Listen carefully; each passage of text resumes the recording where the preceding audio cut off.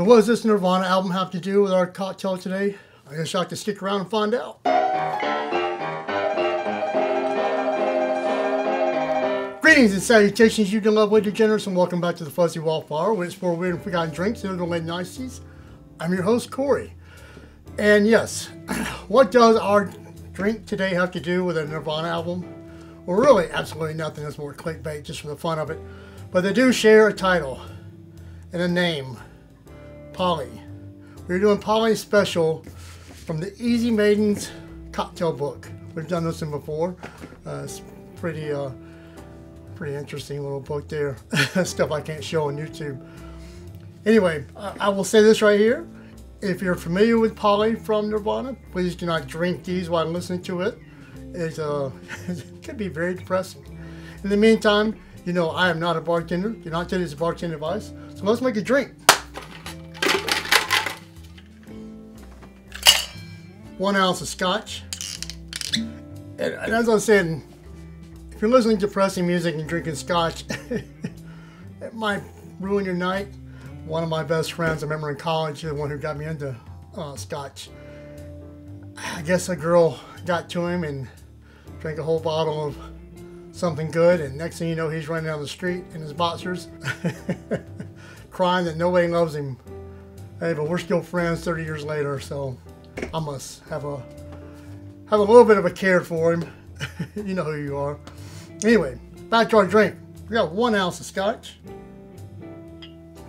half an ounce of Curaçao dry Curaçaos. You know, one of these days I will learn to pronounce things right. But it's a half an ounce of it. And it's half an ounce of grapefruit. I can only find pink grapefruit. It must be out of season. And I didn't want to buy, you know, pre-manufactured big old jug of it. So we're going to go with pink and hope for the best. Let's shake it, shake it, shake it.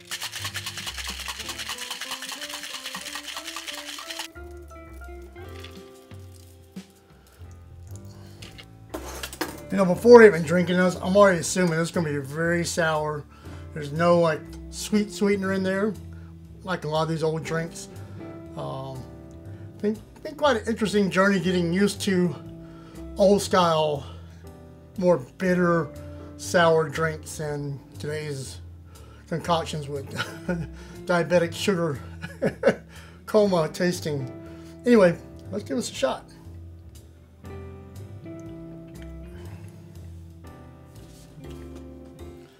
You know, Scotch is always interesting trying to mix stuff with it. It's got a different flavor. I'm used to drinking nice Scotches on the rocks and mixing them. Sometimes it works. This one's, it's okay. I mean, I'm gonna finish this off, but I don't know.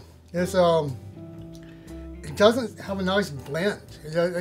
Like it's just kind of there, you know. You taste a little bit of alcohol in the back of your throat, but a little bit of the grapefruit. But I don't know. It's okay. You know, this Polly's kind of depressing too.